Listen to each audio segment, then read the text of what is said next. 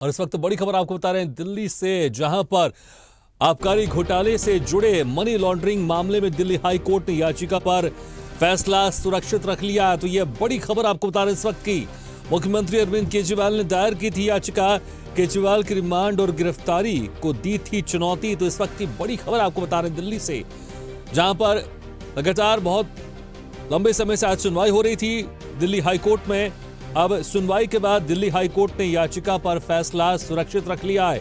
तो इस वक्त की बड़ी खबर आपको बता रहे हैं। तो आबकारी घोटाले मामले में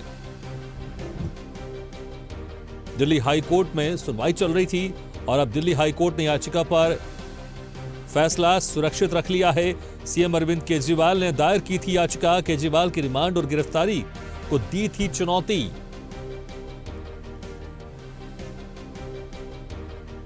तो दोनों पक्षों की तरफ से इसमें दलील दी गई और अब इस मामले में सुनवाई के बाद हाईकोर्ट ने फैसला सुरक्षित रख लिया है। देखना होगा फैसला किसके पक्ष में जाता है।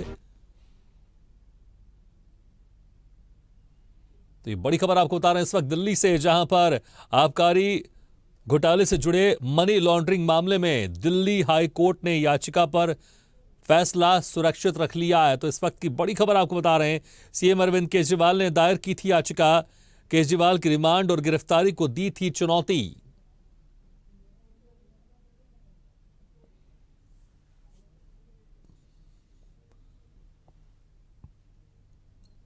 तो ये बड़ी खबर आपको बता रहे हैं। तो ईडी की तरफ से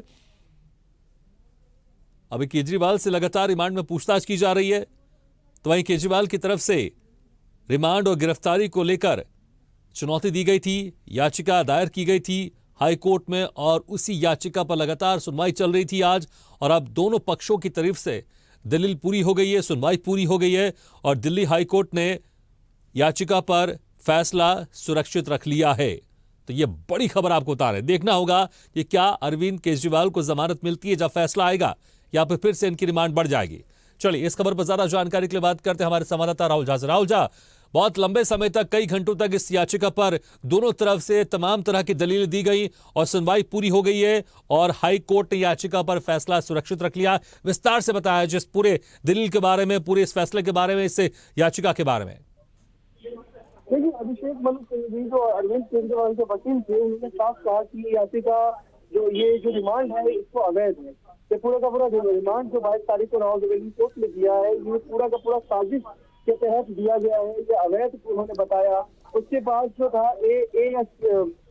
एसबी राजू ने कहा है कि हमने तो इनसे जो है 45 धारा, मैंने 45 धारा के तहत इनको गिरफ्तार किया। और उन्होंने ये भी बताया कि हम चाहते हैं कि कुछ इनकी संपत्ति, आम आदमी पार्टी की कुछ संपत्ति को जब्त करें और उसको अटैच करें। लेकिन अगर हम ऐसा करते हैं, क्योंकि ईडी के जो वकील थे उन्होंने कोर्ट में बताया कि अगर हम ऐसा करते हैं तो साफ साफ ये बोलेंगे कि चुनाव आ रहा है इसीलिए ऐसा किया जा रहा है। लेकिन ये बताइए तो पैसा कहाँ गया? तो जो एसबी राजू थे जो ईडी के वकील थे, उन्होंने कोर्ट में दलील दिया। उन्होंने कोर्ट में बताया कि जिस तरीके से जो पैसे हैं, पैसे को गोवा के चुनाव में इस्तेमाल किया गया, तो पैसे मिलेंगे कहाँ से? उनके घर से। क्योंकि इसके अंदर जो दोनों तरफ से बाताबाती हो रही थी, जिसके अंदर अभिषेक मनु सिंघवी ने कहा कि पैसे तो कुछ मिले ही नहीं, केजरीवाल के घर से कुछ भी नहीं निकला। इस पे एसबी राजू ने कहा कि पैसे तो लग गए गुजरात चुनाव में, तो पैसे कैसे मिलेंगे? तो ऐसे ही बातचीत हुई। उसके बाद कोर्ट का जो है, कोर्ट ने फैसला सुरक्षित रख लिया। जिस तरीके से देखा जाए तो कहीं ना कहीं अरविंद केजरीवाल की अभी भी मुश्किलें आसान नहीं हुई है, मुश्किलें बड़ी है। क्योंकि जिस तरीके से चुनौती बार बार दे रहे हैं कोर्ट के अंदर और बार बार चीजें खारिज हो रही है, तो उस तरीके से कहीं ना कहीं आम आदमी पार्टी की मुश्किलें बढ़ रही है। आज भी ईडी ने साफ साफ कहा और इनके ऊपर आरोप भी लगाया है कि सारे साजिशकर्ता जो है, रचनात्मक जो है, जो सारे पहलू से देखा जाए तो उसका जो तार है कहीं ना कहीं अरविंद केजरीवाल पे ही अटक रहा है, जाकर के अरविंद केजरीवाल पे ही जा रहा है।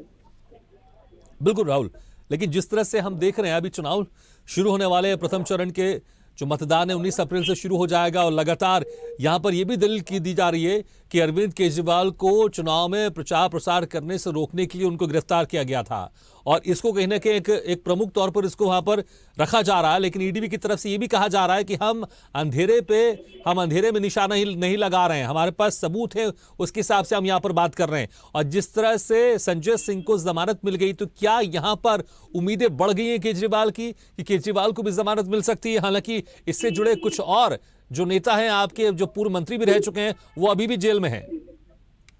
जी देखिए, जिस तरीके से जो ये घटनाक्रम हुई है और आज की जो घटनाक्रम है, उससे कुछ उम्मीद थी केजरीवाल को, कुछ उनके समर्थकों को भी उम्मीद थी कि कहीं ना कहीं कोर्ट का फैसला शायद इनके पक्ष में आ सकता था। लेकिन ईडी के पास पुख्ता सबूत होने के कारण और ईडी के जो वकील हैं एसबी राजू, वो बार बार कोर्ट में दलील दे रहे हैं, बार बार कोर्ट में प्रूफ दिखा रहे हैं और बार बार कोर्ट में ये कह रहे हैं कि इनके पास पैसा था, जो 100 करोड़ का हेरफेर हुआ है, उसको लेकर के कहीं ना कहीं ईडी का जो पक्ष है वो काफी मजबूत है। और ये एक तरह से कहीं बहुत ठीक है राहुल, चुनौती का- एक लास्ट सवाल संक्षेप में, फैसला कब सुनाया जाएगा? आज तो फैसला सुरक्षित रख लिया हाई कोर्ट ने, अब कब सुनाया जाएगा पूरा फैसला? जी अभी तो आज का फैसला जो है सुरक्षित रखा गया है और उसके बाद जो है अभी डेट आएगा फैसले का, सुरक्षित रखा है, आज का फैसला सुरक्षित रखा है अभी। ठीक है राहुल, बहुत बहुत शुक्रिया इस तमाम जानकारी के लिए। तो देखना होगा कि जिस तरह से आज दोनों पक्षों की तरफ से अपनी अपनी दलील दी गई, अब फैसला हाईकोर्ट ने सुरक्षित रख लिया है। जब तारीख आएगी फैसले की, उस वक्त किसके पक्ष में यह फैसला जाएगा, ये देखने वाली बात होगी।